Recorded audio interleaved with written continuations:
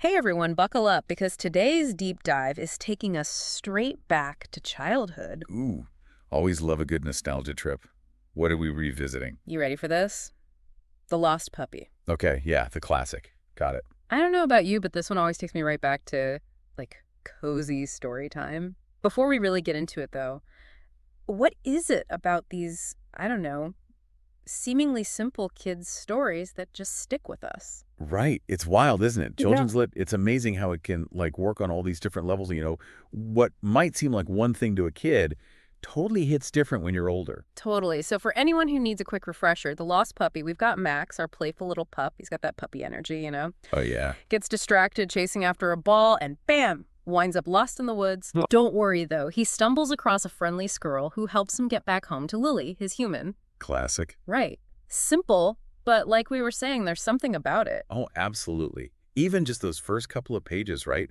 When Max is so gung-ho about that ball, it's like he's testing the limits, almost like a little kid taking those first steps away from mom or dad for the first time. Totally. It's like that universal feeling of ooh, freedom, independence. Exactly. And speaking of those woods, it's interesting, right, how often forests in children's lit represent the unknown. Oh, for sure. You see it all the time. Fairy tales, Narnia. It's where characters go to face stuff, discover things they didn't know about themselves. Right.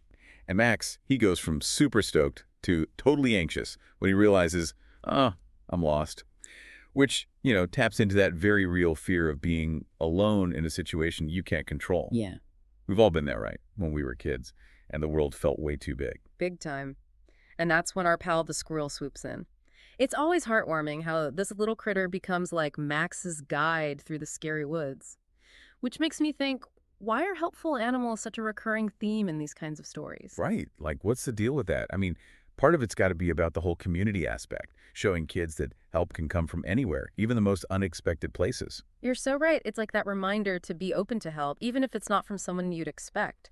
And those animals, they often end up being mentors or guides, right? Yeah, and I think that resonates with kids because animals just do their own thing. It's like they teach us different ways to exist in the world that are outside our human rules and expectations. So true. And knowing Max gets all that help makes that reunion with Lily even more heartwarming.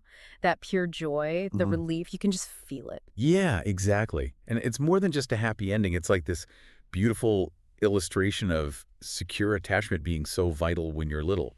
It reinforces that feeling of being loved no matter what. It does. It makes you think about the deeper messages in stories like this. On the surface, it looks like The Lost Puppy is just about listening to your owner, right? Don't run off, be obedient. But there's more to it than that. Way more.